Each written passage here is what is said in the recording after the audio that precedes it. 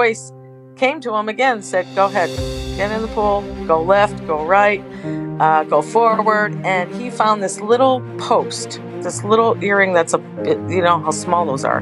And underwater, without goggles, he was led by that voice to get that earring. This is Touched by Heaven, everyday encounters with God. Those moments when heaven and earth collide and we see God. We see his hand reaching out to us, attempting to get our attention, inviting us into a deeper relationship. And he does that through a variety of ways.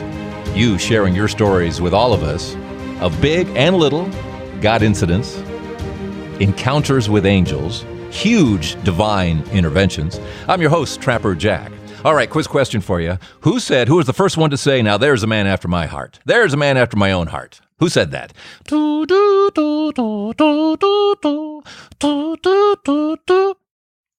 You did it, didn't you? You did it. Okay. Time's up. And the answer is, Alex, who is God? Yes. Ding, ding, ding. Who is God? God said that first. Now, there's a man after my own heart. Who was he talking about? David in the Old Testament. Who was David? He led the Israelites for a little while there. And God said, there's a man after my own heart who will fulfill my will. There's a man after this David, the same guy who had this affair with this woman and then had her husband shipped off into this war place where he knew he'd be killed so he could have the wife. Yeah, that David. But he said he was sorry. And he meant it.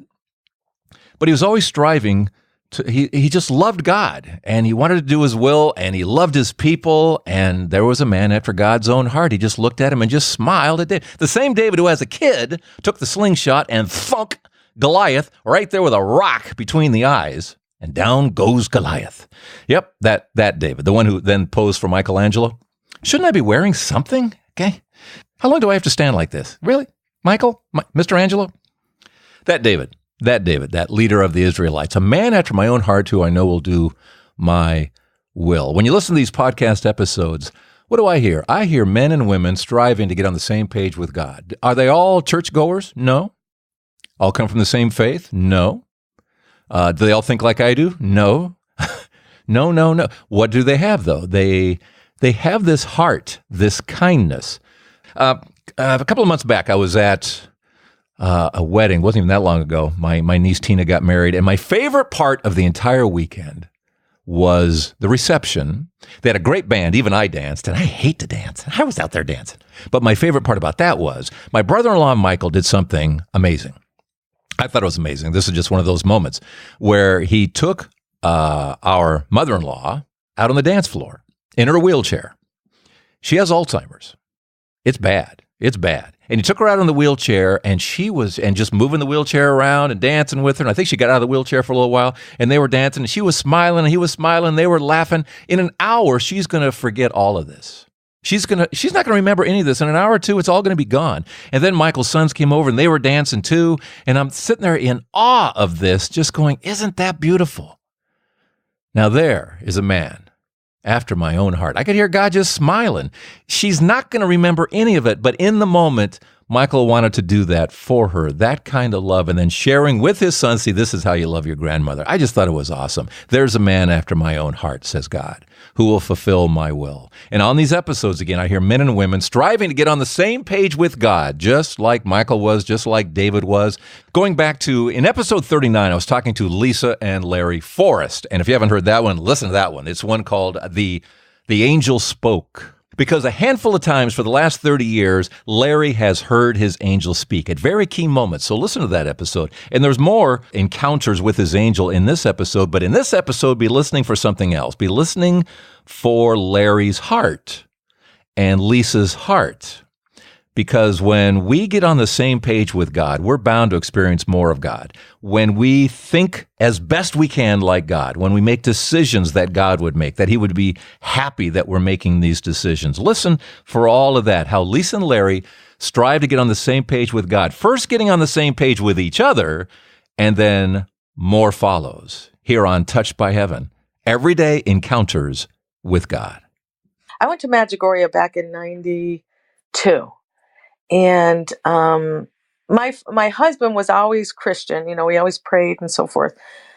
But like you said, we weren't on the same page yet. And like I was going to prayer cenacles. I was finding my faith. I really found my faith when I was like 27 at the time, 28. And that's when I found my faith. And it was like, oh my goodness, I didn't know so much. And then my girlfriend, we found our faith together, actually. So, and then whenever he came on the same page with me as far as Marian apparitions and the Catholic Church and all that, then it was unity. It was before and after kind of thing. What was it that finally went, oh, maybe there's something here? I'm going to have to think. Let me see he might say it differently, but there was another time that we had a pool party over here with all of my daughter's birthday. And one of the girls was so distraught. She lost her earring in the pool that her mother gave her. I guess it was an expensive earring. Now these girls are like 12 years old. And she was crying and she said, it came off in the pool. So my husband said, I'll find it for you. I'll find it. So he went down without goggles. I don't know how he thought he was going to find it. But anyway, the voice came to him again, said, go ahead, get in the pool, go left, go right, go forward. And he found this little post, this little earring that's how small those are. And underwater, without goggles, he was led by that voice to get that earring.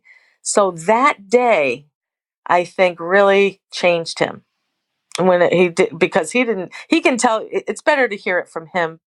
Oh, I pray to help find things. Sometimes I have St. Anthony, where it's weird, but it's funny. At least and for those who don't know, St. Anthony, we pray to when we lose things.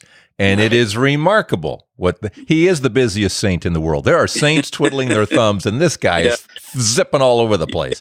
Well, the one thing was I was in the pool, and I can't see that great. I used to have really good eyesight, but how you're in the water, you can't really see things sometimes on that. And this little girl had lost her earring on there, and she was one of the girl's friends, one of my daughter's friends, and I said, you know what, I'll try to find it. If you search long enough, you're eventually going to run into something. But I said, I prayed to St. Anthony. I said, please help me find it for the girl on that. And I turned around, went underwater, and the voice directed me, said, go left, a little further up there, go out, and reach out now. And I reached out, and I really couldn't see something that, you know what I mean? Something I think was there. And I reached and I picked it up. I think I was just as much shocked as anyone else too. And I come out of the water and I'm holding my finger and they're going like, are you kidding me? And I go, yeah, here it is. Like that. We all started laughing. It was going like, oh my gosh. It's like, so there's been. Wait a minute. So you're in the pool and in under what, 30 seconds? You've found this little itty bitty part of an earring. I'd say about seriously 6 seconds. It was that quick. They had been searching for quite a while. No one got it. And it got to the point where they weren't sure anymore if it was in the pool. You know what I mean? That maybe she had lost it outside or whatever of the pool.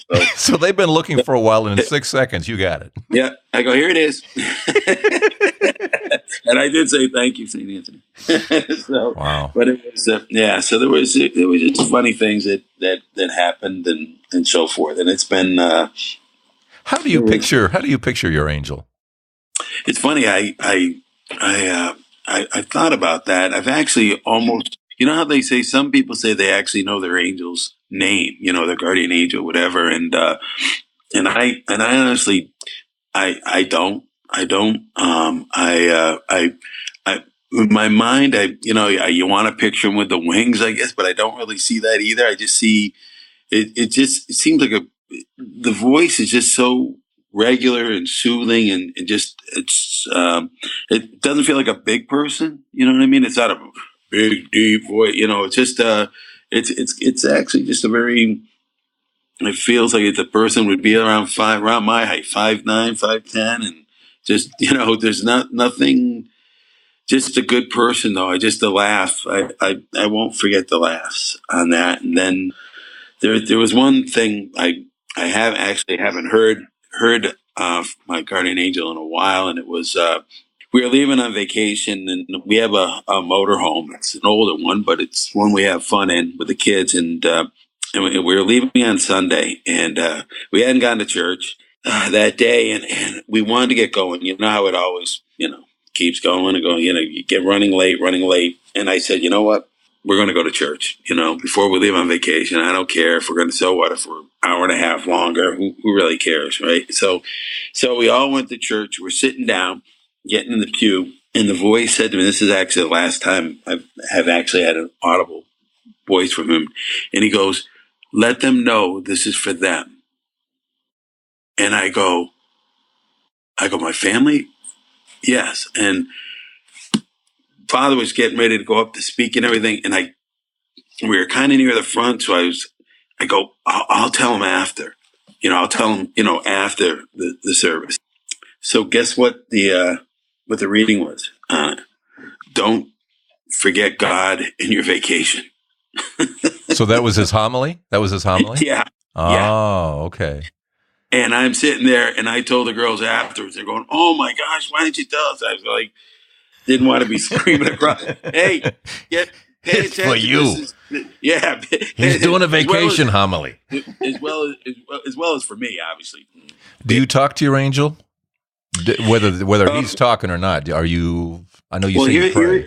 Here's the funny part: is I will like. I actually feel like I'm trying to talk to Jesus more than to him, but I will do a shout out to him. You know what I mean? Like, hey, do me a favor. My kids are driving home and they're heading there. Can you watch over them? That's when I ask for, when I'll talk to the guardian angels. When it sounds like he's probably sick of me using them, probably going, but I do ask him to watch over my family members when they're driving somewhere or flying somewhere or something like that. I go, please, that's when I talk to him the most, I would say. It's funny you put it that way. I don't know if anything gives them more joy than for you to be thinking about them. This is why I say it's so important for us to always have God in the room, Jesus in the room, our angel in the room, if you will, that when we're driving along, that we're not alone in the car, we're not alone in the office. Yeah. None of us are ever alone. And you are a reminder to us to always have that conversation going, because when that conversation is going is when we notice those things that aren't coincidence. Right.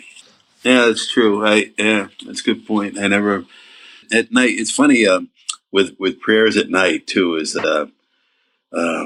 well, from the standpoint of I don't know what religion you are and so forth, but I always get confused with the at nighttime when I say, because I always say, Father, Son, Holy Spirit, but what I'll say is, please, watch over my family and lead me in the right direction, things like that. But I also always feel funny. Am I allowed to say something to the guardian angel at that point? Am I allowed? Allowed? Well, you know what I mean? We see it when it's like, God and Jesus is up at this level. You know what I mean? We throw them in all together. You know what I mean? It's kind of like, it's just funny. I never, so I always like do my separate time when I want to, like that kind of. Speaking of nighttime prayers, in 1998, Larry and Lisa had 3 daughters with a 4th on the way, and Larry was listening to his daughters pray.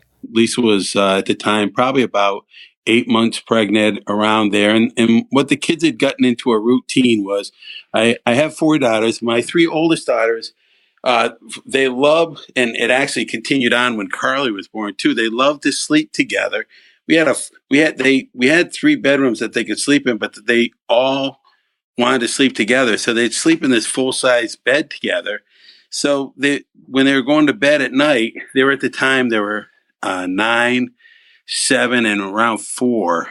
And they'd say their prayers together, and I was by the door, and I just like letting them, sometimes I'd say prayers with them, sometimes I didn't. I just like to see what they would do on their prayer. So, and they knew they had a little baby on the way with mom. And well, I'm standing in the doorway just watching them, and they're sitting down there and they're praying, "Dear God, please give us a happy, healthy baby," which was kind of like the saying of all the time, a happy, healthy baby. You pray for a happy, healthy baby. And they were saying that prayer. And right when they were saying that, the voice came to me and said, "Remember, they asked for a happy, healthy baby."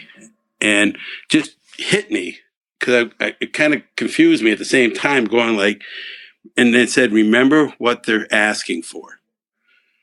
So I go, okay. And in my mind, I go, something's coming, but I don't know what.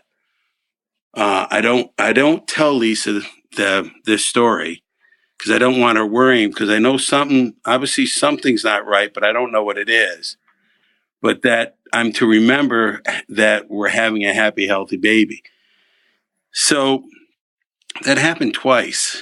And so it stuck with me because they'd pray every night for that. So sure enough, Lisa has our baby Carly, and she's born with Down syndrome. But she's healthy as a horse, has no issues, and couldn't be a happier baby, a gift from God. But still, it's different. The kids, either 974, they've been praying for the past 2.5 months or so for this. So on the ride down, I just said to them, I said, hey, girls, I go, we're going to go down and it's going to see little Carly, with Mom.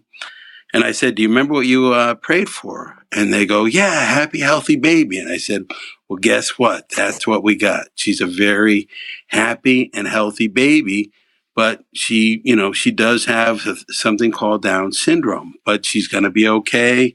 She's just going to be a slower learner. That's all, and so forth like that. So the kids, it didn't impact the kids, where, how some people get, oh my gosh, we have a child with this or whatever. And it made it easier for me to be able to talk with the kids so that they didn't feel like, and we don't get our prayers. I know we don't get all our prayers, and thank God for some prayers we don't get answered. I know that and so forth, but it was just something that for our daughters, that they realized they did get what they had prayed for on there. She's just different, and it was, and it turned out to be a beautiful thing. So they weren't like in shock down there. They're all taking their turns, holding little Carly and so forth. But it was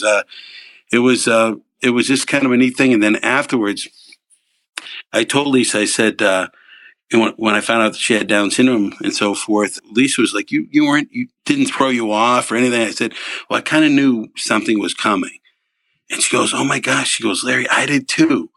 And it was kind of like she, I don't know, mom's instinct or whatever, but she goes, I knew something wasn't going to be right too, on that. So it was funny. We never told each other because we didn't want the other to worry, about with going forth with receiving our child and so forth. But it was just a neat thing that my guardian angel, I'm assuming that's who it was, said, wanted to make things easier for what could have maybe been tougher for the girls and having little baby Carly into their life. So I thought it was kind of a neat thing that happened, and really a gift, obviously, to us, all of us on that. That's a great story. How old is Carly now? Carly right now is 19. Wow. How's she doing? She's doing great. And my wife is walking in right now. Hey, baby. Hey. It's the Lisa. Hello. Hi, Trapper Jack. How are you? I'm great. These are, you two are a heck of a combo, I tell you. Isn't it something? It's something. You start with a flat tire and look what you end up with. It's amazing. I know. Well, and and this started, you were talking, Larry, about how when you were a little boy, you just, there never was a time, it sounds like you remember that you weren't praying at night or whenever. Yeah, I'm sure there's times when I fell asleep or passed out for different reasons in college, but where I might not have said my prayers, but I did every night that I knew I was heading to bed on there and was in a great spot, if you know what I mean. I would always say prayers. And I would tell you a kind of a cute thing my oldest daughter did to me. She was about 11 years old. And when we sit down as a family together, we say grace. And my daughter, they can be wiser than you think. At age 11, my oldest goes, Dad, is saying grace, is that important? I go, yeah, it is. You need to let God know you're thankful. There's other people that, believe me, don't have any food and so forth. She goes, so it's really important to say. I go, absolutely it is, honey. She goes, well, do you say it when you're out with your friends? And I went, dead silence. I looked directly at my wife and realized what a fool I be, right? I go, oh my gosh, I don't. And I looked at it, I go, you know what though, honey? I will from this point forward. And when we're out as a family, we'll say grace. And with my buddies, they're good guys. Not everyone believes like they should, but have the strongest faces. I would pray for them, but never do they'll bow their heads. They'll be quiet when I'm saying grace. And they know I don't think I'm anything more special than the fact that my daughter taught me a lesson that it's easy to say, but it's more impressive if you do. So it's, I realized it was just funny out of the mouth of babes. You get, I got a little face pushed, and it was deserving. I was in the airport. Remember, I was in the airport. No, not the airport. We stopped on our way on the road. I was at a table myself, and I said it, and the woman came up to me after, and she said, "Thank you for that." And you don't even know who's watching or seeing you. Or I'll tell you what it is, and this is, as I hear you and Lisa talk, you guys are a throwback. You are America many years ago, in the sense it is so cute. I mean, with the kids all piled into a bed and everyone saying their prayers, and I'll tell you something, Larry. I was telling Beth, I said, there is something, and I've spent more time with you than Lisa, but I felt it with Lisa as well. There is something childlike about both of you in the way Jesus said we need to be childlike. And my best example about you, Larry, is, and I think this is funny, Lisa, is when he was saying, I pray at night. I pray to, the Father, the Son, and the Holy Spirit. I'm not sure whether or not I should throw the angels in there too, or if they would be offended. I don't know if anybody would be offended. And I'm thinking, this is something a kid would say. Daddy, does God mind if I pray with the angel? You know what I mean? You have that little boy, I don't want to offend anybody up there kind of thing. I think God just smiles at you guys. I think he just smiles. You got a bed full of kids praying. How are you not going to be blessed? You know what I mean? How are you not going to be blessed? It's beautiful. You guys, you're a throwback. It's the Leave It to Beaver family. I don't know who. It's the Cleavers. I don't know. It's so cute. It's so real. You guys are a lesson, and I'm telling you, and I think you're right about this. When I used to sit in restaurants and watch like another family pray, and I would think to myself, we should be doing that. This is, just decades ago, I would watch someone go, they have something. I would just think, and I think this is what you're reading from people when the woman walked up to you, Lisa, and said that. It's like, you've got something, and they want it. They want that. They want that peace. They want that peace. They want that connection. They do. Right. And not to get off, but there was a kind of a neat story that actually from how Lisa handled things and really well was there was a nurse that we met, and we were having Carly, the nurse there, was she the practitioner or whatever, said to us, "Hey, do you want to have that test done to see whether or not your child has any issues, health issues or whatever?" And we said, "Well, what is the test for? You find out if you have Down syndrome." I go, "Well, is it because you can help them or something?" No, just so it'll give you choices, options. And then Lisa and I, obviously, the minute we heard that word, we go, "Oh, okay." Well, we said, "No, it really won't matter." I said, "You're going to put our child in jeopardy for no reason, because no matter what God gives us our gift, we're keeping our gift." Well, ironic as things turned out, Carly does end up with Down syndrome, and we come out and we meet that same woman, and she made the most stunning comment, but it was. Actually, she's one of the few people that was really honest. And once she learned that our daughter had Down syndrome, and she saw our daughter and stuff, she goes, "Do you wish you had that test done now?" Yeah. Now, initially, everybody's thought is like, "That's horrific. How could you say that?" But then Lisa and I afterwards, we go, "You know what? She's truly honest in what she believes, because she doesn't think there's anything wrong with killing someone like that." And I said, What's weird is if you tell that story to a person who believes in abortion and they're offended, I go, "How could you be offended? What's the difference then versus now? Only because you see the child?" And it was like a neat thing for us. It was kind of like we felt bad for this woman that she doesn't understand life and the gift from God. But I remember afterwards, someone saying, "You must have been furious with her." And I go, "No, I actually felt sad for her." We both did. We looked at each other. And we just kind of went like, "Oh my gosh, she doesn't get it." You know what? She's consistent. Yeah, she was completely honest. She was completely Yeah. honest. Yeah. And we've talked to, and especially during the Blind Faith Live episode, about how those who are less connected physically to this world, like Carly, are more spiritual. Automatically, they are more spiritual because they have less of the physical, and they're closer to God than we are. They're closer to God than we are because of that.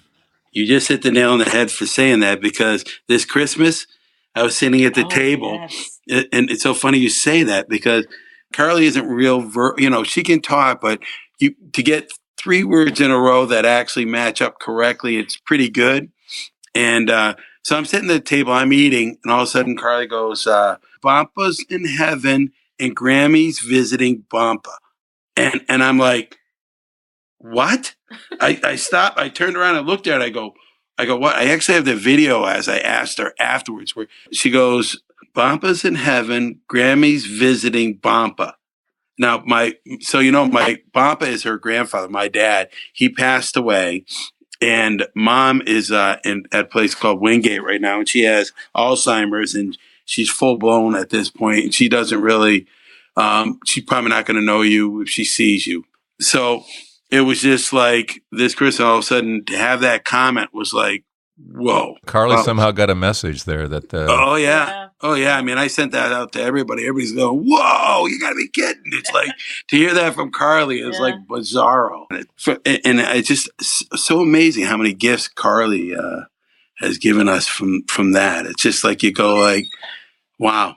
She is a happy, healthy baby too. You start thinking about your life, and I've heard you say it before, where you look back and you realize that you've been doing this all your life, but you didn't think that you were. So when you mentioned how Larry was praying since he was a child and so forth, I wasn't one to get on my knees and pray like that, but I always talked to him all through my life. I look back and I think about it now.